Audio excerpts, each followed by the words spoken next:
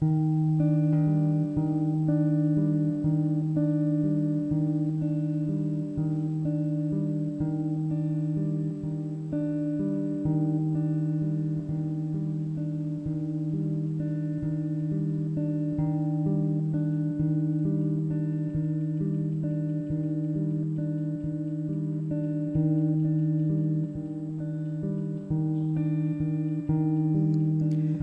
right then, here we go. There's nothing I want to say.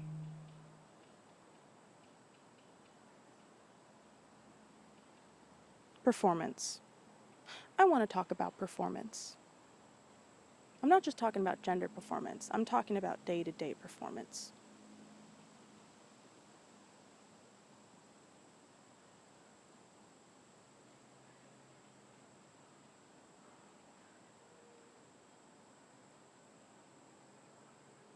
What is being authentic? Who are you? Why are you here? What the fuck are you doing in my backyard? Skadoosh. I'm gonna tell you a secret that I don't tell anyone. I have never been super confident in my socializing ability, at least not until recently. And when I was a teenager, entering high school, like after the point where communication stops being more childlike and based on sort of intuitive, spur of the moment stuff, once it starts to become adult like and small talkity and performative, I spent a lot of time just observing people and learning what made them laugh, learning what made them listen, learning what kept them interested, or what acts sort of convinced them to continue talking to you, or what made them happy, what made them themselves, what helped them let down their guard. And I learned, and then I stepped out into the world and I started doing it. And I was pretty good at it. But I wasn't the best. So I would do this thing where I would endlessly rehearse hypothetical conversations I could have. Endlessly. I would do it all the time. I would sort of think of a person, or maybe I'd think of a general type of person and the stuff they would want to talk about, and I would pontificate to myself, pretending I was them and also me, having a conversation. And, oh, there's my neighbor. I'm hiding. And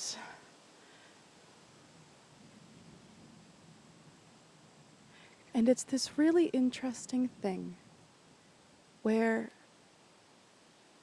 now the joy of that spontaneity is completely removed from the actual act of talking to people. You know, I've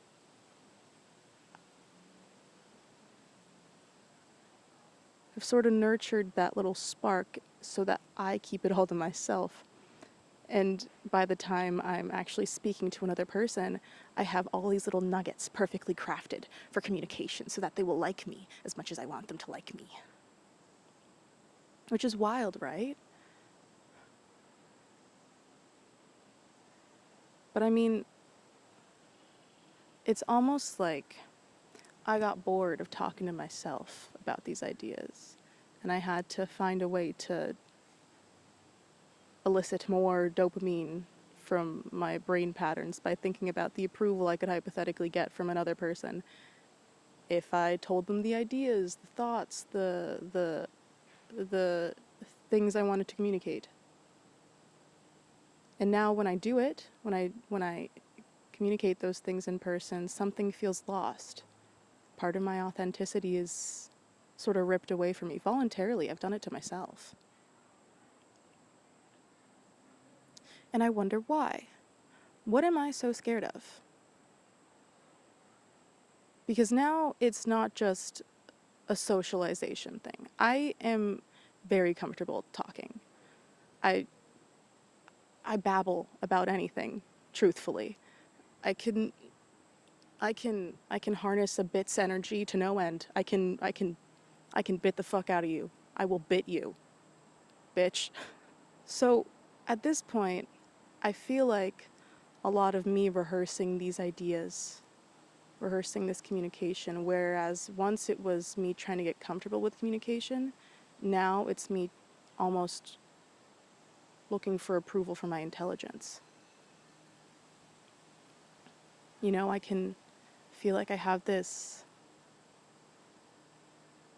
cool thing where I can take apart a big idea and translate it to whoever I'm with in a way that will help them understand it or maybe help them in their life or whatever. But now by the mere fact that I rehearse it and the intentions that I know for the reason behind why I rehearse it, it's it feels a lot less selfless, and it also feels a lot less, why can't I just be myself? What is myself? What am I doing here? Who are you? But I had this really interesting spurt of time once when I was hypothetically doing psychedelics with a friend. Hypothetically. Oh my god. Mob boss jacket on. BDE achieved. And during this hypothetical experience, I had this cool, epiphany. Because the whole time, whenever there was a moment of silence, I didn't retreat back into my head to think about stuff or to think about hypothetical conversations and ideas. I just was there. I was just there. I was just standing or sitting or lying down, touching a blanket, eating a leaf like I just did, or I don't know, watching a movie, or I was there. I was there, my body was there, my physical presence was there, my brain was in my body, and I was just standing and I knew what was happening and I was appreciating it. Like that, it was just simple, easy, fun gratitude. And me and the person I was with, we would kind of fell into this very lax pattern where we would be silent for a couple of minutes, just totally mindful and chilling. And then one of us would have a big idea and we would express it. We'd talk it through and then we'd go back to being quiet again. And that is the most natural communication has ever felt to me. I wasn't trying to prove anything. I just, it was pure self-expression, not performative self-expression, not self-expression for any gain, be it emotional, mental, or physical gain. We were just talking. I know that people get it. We always rehearse stuff. We rehearse how we look. We rehearse those looks in our head. We try to emulate certain things, certain people, certain energies. We see something that we want, we take a piece of it and we eat it, we become it. I like to say that any behavior, anything we do, is always motivated, whether we want it to be or not, by 50 different opinions that we've heard throughout our lives. I'm walking and I'm standing and I'm talking, but I'm thinking about all the different things I've heard about how people walk and stand and talk. And whether I want to or not, I'm constantly battling those things, trying to figure out what I want to sacrifice of myself and what I want to keep. It's always that game. We're always doing that game. What do we sacrifice of who we are, and what do we keep, and why do we keep it? Like, sometimes we add new parts to ourselves, and we become different people, and our me-ness is increased. It's enlarged, it's expanded, and that's fine. Sometimes we do that to experiment. Sometimes we do it to fit in and to conform. We do it for survival. You know, it's the self-determinativism. How much do you do for the external, for external gain, for external pleasure, versus internal pleasure? Doing something for yourself because it's fun, because it's who you want to be, because it's who you are. How much do you do for either of those? We're constantly toggling that line. And it's so weird interacting with people with that thought in my head, because especially when you start to get good at deducing what part of someone is them and what part of them isn't, it starts to feel almost dissociative, just the mere act of communication.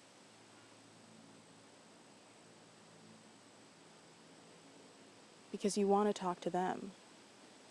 You want to be silent and then express, and then be silent again, where you are just yourselves. But you can't, because there's no silence allowed. You must always be talking. Not an awkward moment, because that's what our parents did. And we don't want to be awkward, do we? Because if we're awkward, then we die. We die alone, and no one loves us. And someone's coming to kill you.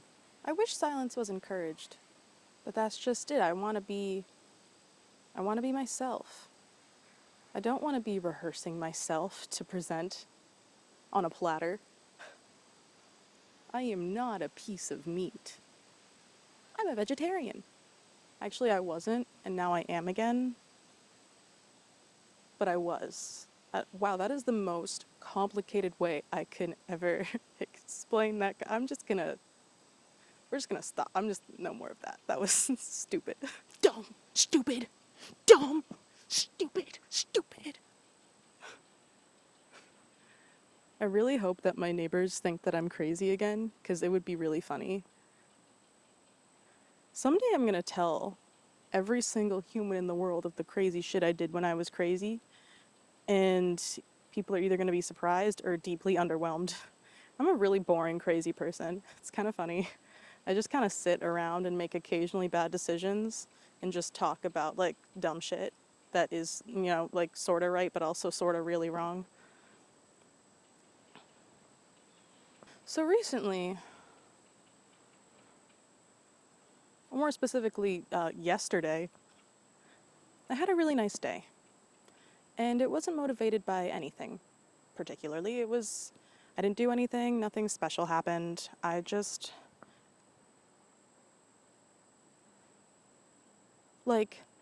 This thing happened where I didn't want to be on my technology when I was upstairs alone in my room, in my bed. I didn't turn on any music. I just laid in my bed and closed my eyes, not for the purposes of sleeping, but just to exist. And my thoughts sort of rambled on, but I didn't pay much mind to them. And I was just there. There was no pressure to, I wasn't afraid of my brain. I wasn't indulging its addictive tendencies. I was just there. And the whole day sort of felt like that, where I didn't feel an urge to, entrap someone's attention or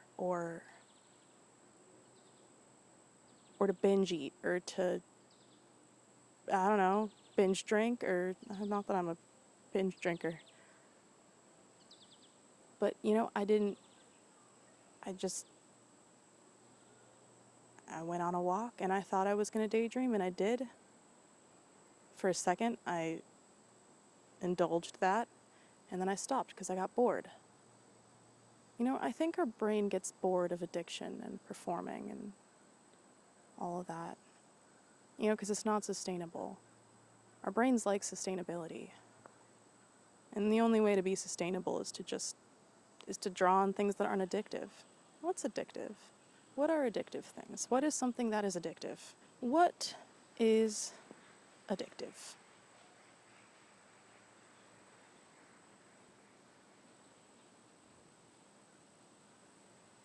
Well, it's anything that helps you escape, right? Ah, I see. So the only way to truly combat something that is addictive is to be able to fully be in the moment. There's so much here in the moment, so much here in the seconds that we experience. And pulling on something that helps us escape just makes us want to escape more. When there is always the purely inescapable truth that we are in the present. You can't go forwards, you can't go backwards, you're here. You're in a linear timeline. And you kind of have to suck it up and fucking deal with it. That's what I've been doing recently. And yesterday I kind of had this weird moment where I realized that I'm getting better at it. I don't need psychs. I don't need weed. I can be completely sober and I can be mindful. And what was so weird is that the entire time that I was like that I felt that way, I was really terrified that I was gonna do something escapism-y.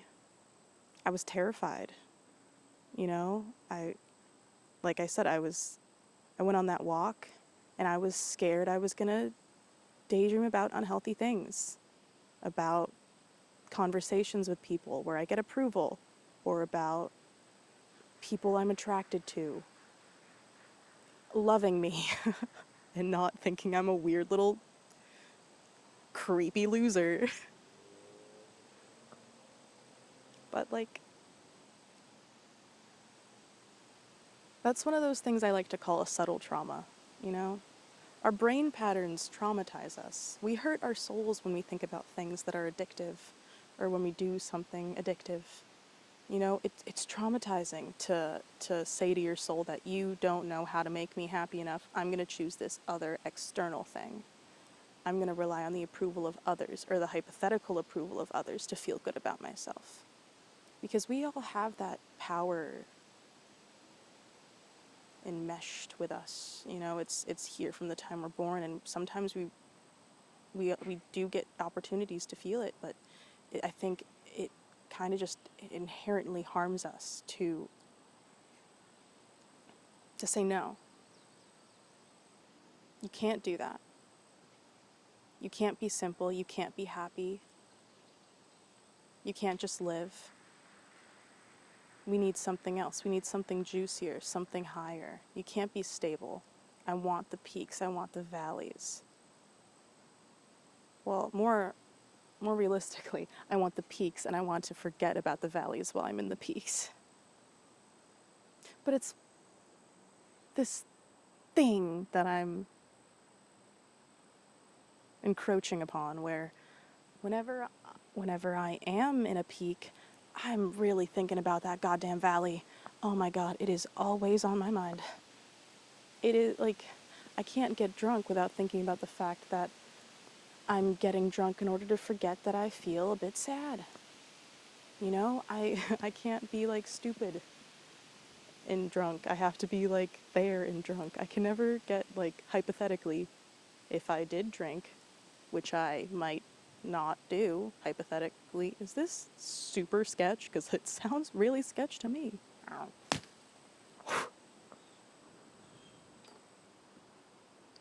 My shoe's too thick. What's so bad about the moment?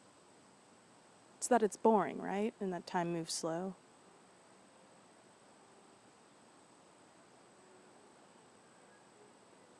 The best way that I've really been able to go about it is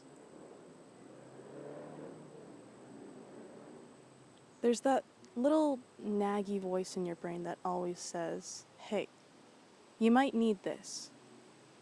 And I assume it's something left over from the primal survival-y times, right? Hey, you might need this. You might need this.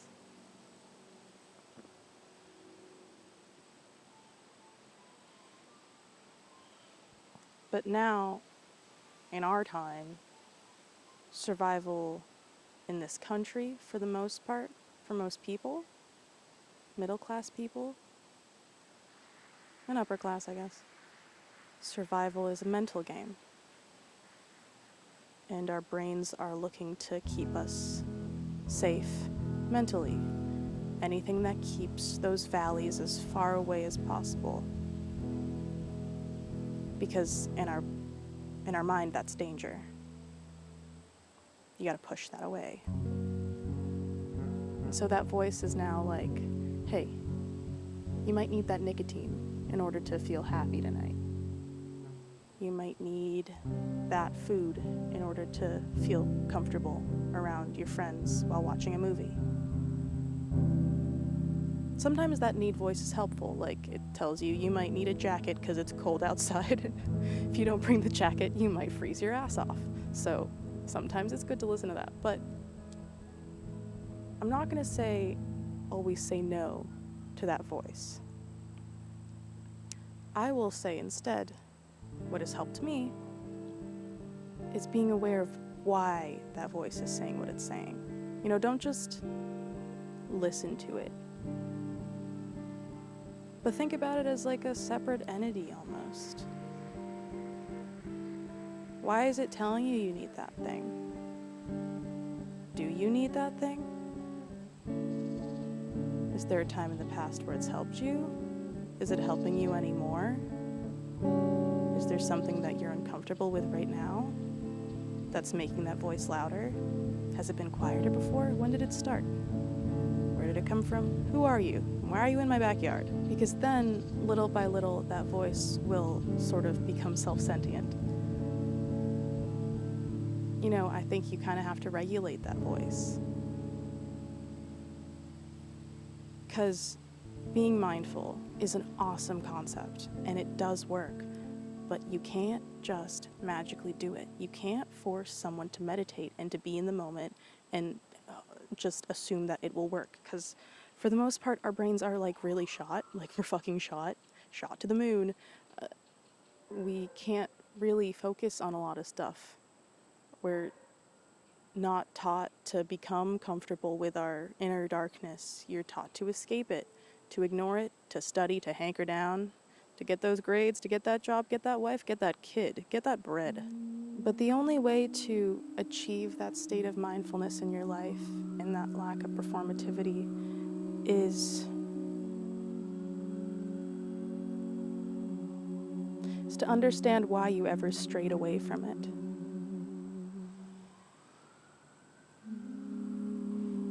I'm gonna presume that you were pretty mindful as a baby.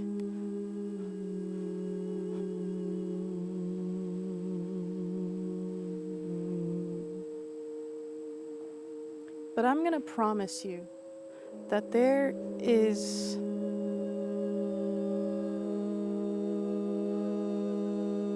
you didn't deserve that trauma. That reason that you're scared to be in the now. That reason that you're scared that the now could be painful. The you in your head that just hangs out there, the you that you are, that consciousness, you didn't deserve that.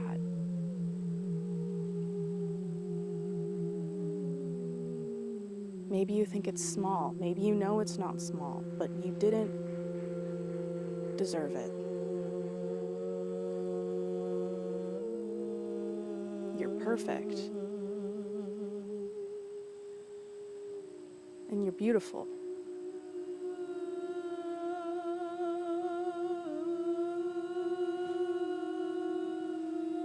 And you do deserve love.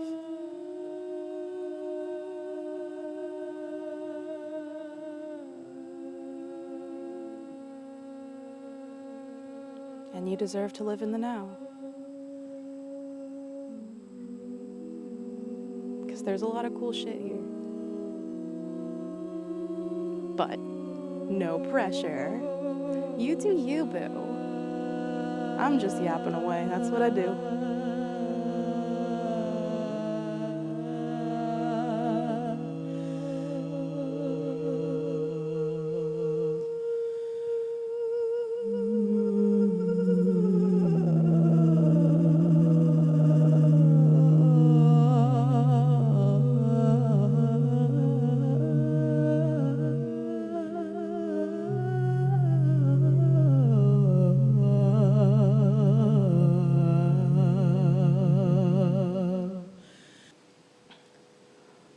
And I'm pretty proud of myself.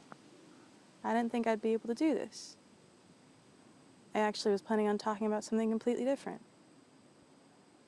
You know, I am really scared that I wasn't able to create like an elaborate story beforehand and talk it out, unravel it in a way that would be perfect, like the video essays that I've watched, the countless video essays that I have watched throughout my life. I don't think I'm supposed to do that though, you know? I'm not meant to, that's not how I meant to communicate these ideas. I was scared.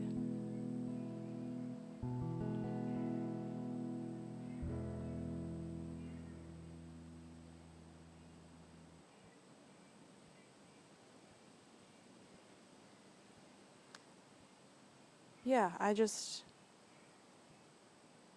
I keep on hearing off the cuff. I think I'm better off the cuff, man.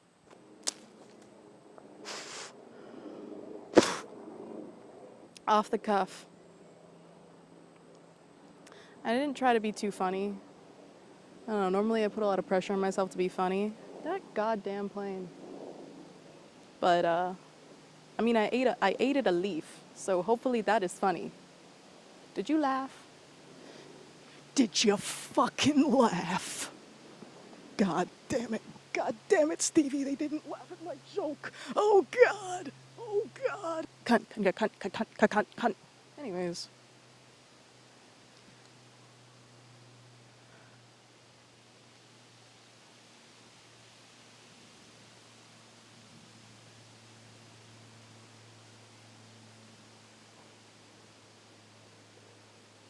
I hope someone sees this. I don't know. I kind of feel this unendable need, or this, unextinguishable need to talk about ideas and put them out into the world.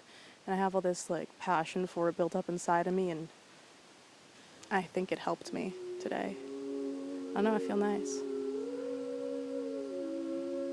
Anyways, it's nice talking to you.